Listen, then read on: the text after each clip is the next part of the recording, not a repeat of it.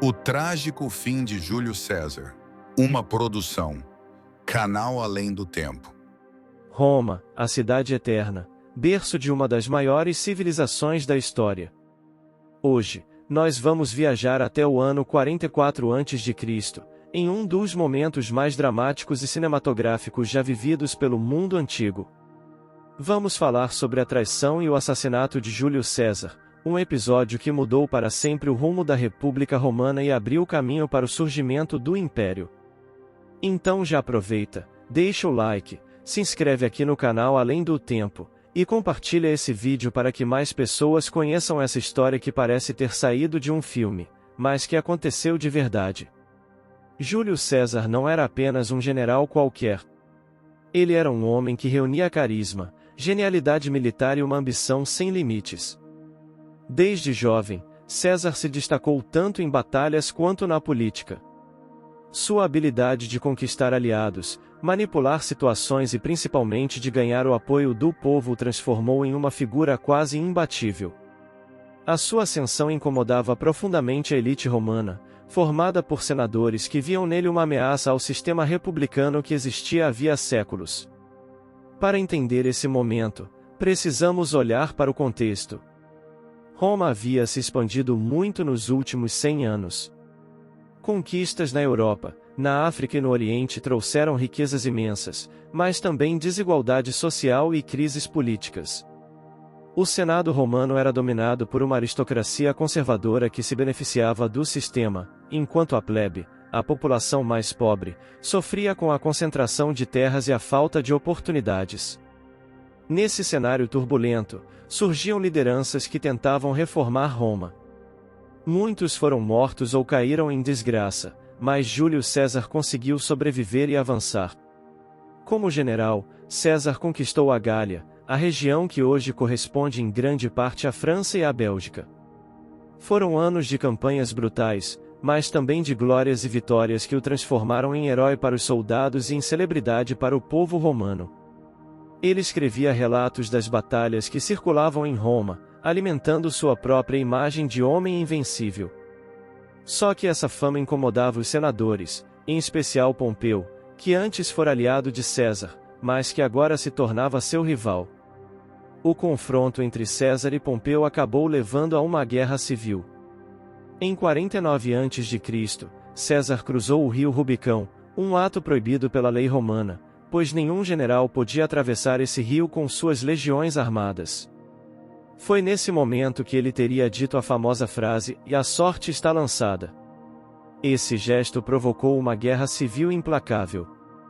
Pompeu fugiu para o Egito, mas acabou sendo assassinado.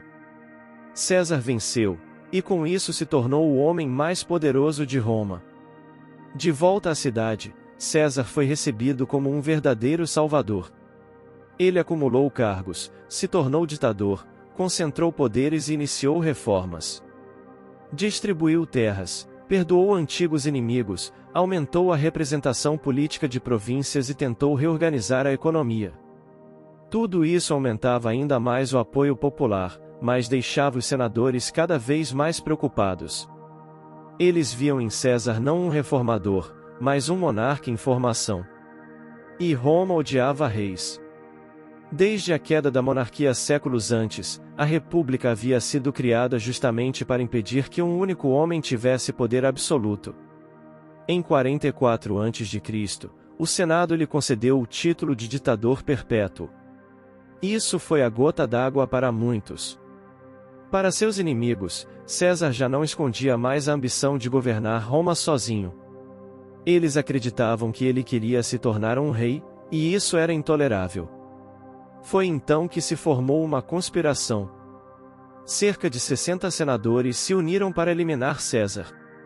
Entre eles estavam nomes importantes como Cássio, Décimo e, o mais famoso de todos, Bruto. Este último era especialmente simbólico, pois havia uma relação próxima entre ele e César. Alguns diziam até que Bruto poderia ser filho ilegítimo do ditador, mas não há provas concretas sobre isso. O que sabemos é que César confiava nele. A conspiração ficou conhecida como o Plano dos Libertadores. Eles acreditavam que ao matar César, iriam salvar a República. A ideia era simples e cruel, e assassinar o ditador em pleno Senado, em um ato público, para que Roma visse que ainda havia homens dispostos a defender a liberdade. O dia escolhido foi 15 de março, os chamados Idos de Março. Uma data que entraria para a história. Naquela manhã, César estava hesitante. Dizem que sua esposa, Calpurnia, teve sonhos premonitórios e o alertou para não sair de casa. Alguns sinais pareciam indicar que algo estava errado. Mesmo assim, pressionado por amigos e pelos próprios conspiradores disfarçados de aliados, César decidiu comparecer à sessão do Senado. O local escolhido foi o Teatro de Pompeu, já que o Senado estava em reformas. Ironia do destino, César seria morto justamente em um espaço ligado ao seu antigo rival. Ao entrar, foi cercado pelos conspiradores. Um deles se aproximou como se fosse pedir um favor. De repente, puxou uma adaga e o atacou. Em segundos, dezenas de lâminas estavam cravando seu corpo. Disse que César levou 23 facadas. O momento mais marcante foi quando ele teria olhado para Bruto, seu amigo e talvez filho, e pronunciado uma frase que ecoaria para sempre: "E até tu, Bruto?". Outros relatos dizem que ele não disse nada, apenas cobriu o rosto com a toga em sinal de dignidade. Seja qual for a versão verdadeira, a cena foi brutal. O homem mais poderoso de Roma tombava aos pés daqueles que o chamavam de amigo. A morte de César não trouxe paz, como imaginavam os conspiradores. Pelo contrário, mergulhou Roma em mais uma guerra civil. O povo ficou em choque. Muitos viam César como um protetor, alguém que havia dado esperanças e benefícios. Quando seu corpo foi exposto e o discurso de Marco Antônio inflamou a multidão, a cidade explodiu em revolta. O Senado ficou dividido, e os conspiradores, que se chamavam libertadores, foram perseguidos e caçados. O sonho de restaurar a República não durou. O vazio deixado por César abriu caminho para uma nova fase da história. Seu herdeiro adotivo, Caio Otávio, mais tarde conhecido como Augusto, aproveitou o caos e consolidou seu poder. Ele derrotou Marco Antônio e Cleópatra, e finalmente estabeleceu o Império Romano. O que os conspiradores queriam evitar, aconteceu. O assassinato de César não salvou a República, mas sim acelerou o fim dela. Esse episódio nos ensina muito sobre a política, a ambição e os limites do poder. César era visto por uns como um ditador que ameaçava a liberdade, e por outros como um líder visionário que queria modernizar Roma. O fato é que sua morte marcou o fim de uma era e o início de outra. Roma nunca mais seria a mesma.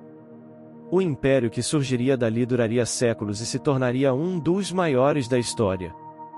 Quando pensamos nessa cena, imaginamos o silêncio do Senado quebrado pelo som metálico das lâminas, a toga branca de César manchada de vermelho, os olhares frios dos conspiradores e a perplexidade de um homem traído pelos seus. É um dos momentos mais dramáticos e cinematográficos de todos os tempos. Uma tragédia política, uma traição pessoal, um ato que mudou a história mundial. E você, o que acha? Júlio César foi um tirano que mereceu esse fim ou um reformador injustiçado pela elite conservadora de Roma? Deixe sua opinião aqui nos comentários. E não esqueça, e deixe o like, se inscreva no canal Além do Tempo e compartilhe esse vídeo para que mais pessoas conheçam essa história impressionante. Porque a história, quando contada do jeito certo, é mais emocionante do que qualquer filme. Roma chorou a morte de César, mas também se transformou a partir dela. O sangue derramado naquele 15 de março foi o preço da ambição, da traição e do medo. E até hoje, mais de 2000 anos depois, nós ainda falamos sobre isso, porque algumas histórias são tão poderosas que resistem ao tempo e continuam a nos fascinar. Esse foi o relato da traição que mudou Roma. O assassinato de Júlio César, o homem que desafiou a República e abriu caminho para o Império.